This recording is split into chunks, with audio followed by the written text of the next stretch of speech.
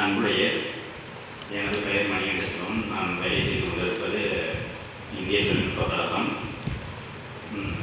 இந்த நூலகம் எனக்கு மிகவும் பிடிக்கும். சிறு வயது முறையிலிருந்து இப்படிக்கு பயன்பெற்று கொண்டிருக்கின்றேன். நிறைய சிறந்த கருத்துக்கள் உண்டு. ஐயா அவர்கள் கூறிய கதை, சைவ லிங்க சைவ பாடல்கள் மிகவும் ஈர்த்தது உண்மை. எனக்கு மிகவும் பிடித்த, படித்த, ரசித்த புத்தகத்தை உங்களிடம் நூலை நான் பகிர்ந்து கொள்ள ஆசைப்படுகிறேன். தன்னம்பிக்கை, செல்ஃப் ரிலையன்ஸ் என்று பெயர். எழுதியது எமர்சன், அமெரிக்க மகா பண்டிதர் என்று அழைக்கப்படுபவர் ரால்ஃப் வால்டோ எமர்சன் என்று கூறுவார்கள். அவருடைய கம்பீர உருவம் மிக அழகாக இருக்கும். எழுதியது, இதை மொழிபெயர்த்து எழுதியது நமது வாவேசு ஐயர் அவர்கள். 1950களில் வெளிவந்த புத்தகம் மிக அருமையாக உள்ளது. பல முறை படித்துள்ளேன். அனைவரும் படித்து பயன்பெற வேண்டும். த கிராக்ஸ் ஆஃப் த புக் என்று சொல்வார்கள். இதனுடைய உட்கருத்தை சொல்லுகிறேன்.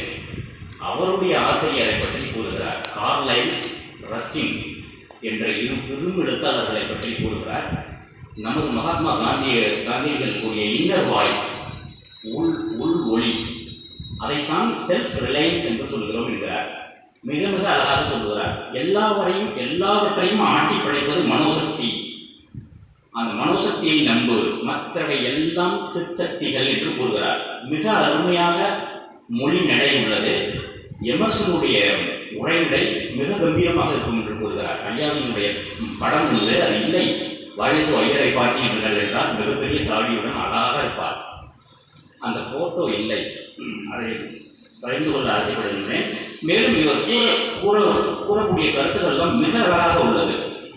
போக போக போக நிறைய கொடுக்கிறார். புலி வேட்டையாக இருக்கட்டும், மான் வேட்டையாக இருக்கட்டும், மனோசக்தியை கொண்டிருங்கள்.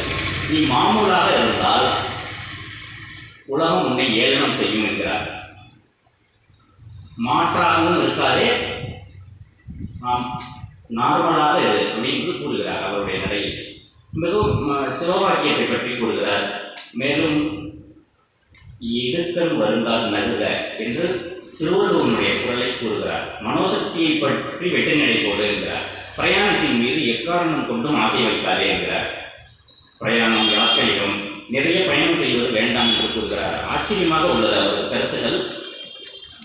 மேலும் நிறைய கருத்துக்கள் உள்ளது. நேரம் பத்தாது. இதுடன் முடித்துக் கொள்ளலாம். அனைவரும் படித்து பயன்பெற வேண்டும் என்று வேண்டி தெரிவித்துக் கொள்கிறேன். மனோசக்தியே சிறந்தது என்கிறார். மந்திரம் எதிர்கணி புலம்பாய் என்கிறார். புதமை சித்தரையே சாடுகிறார். மிக அழகாக கருத்துக்கள், ஒரு மொழி நடை, உரைநடை மிக அழகாக உள்ளது. வாவேசு ஐயருடைய மனோசக்தி தன்னம்பிக்கை என்ற நூல் மதிப்புரை போன்று ஆகிவிட்டது. இதை படித்து அனைவரும் பயன்பெற வேண்டும். இந்த மனோசக்தியே சிறந்தது என்று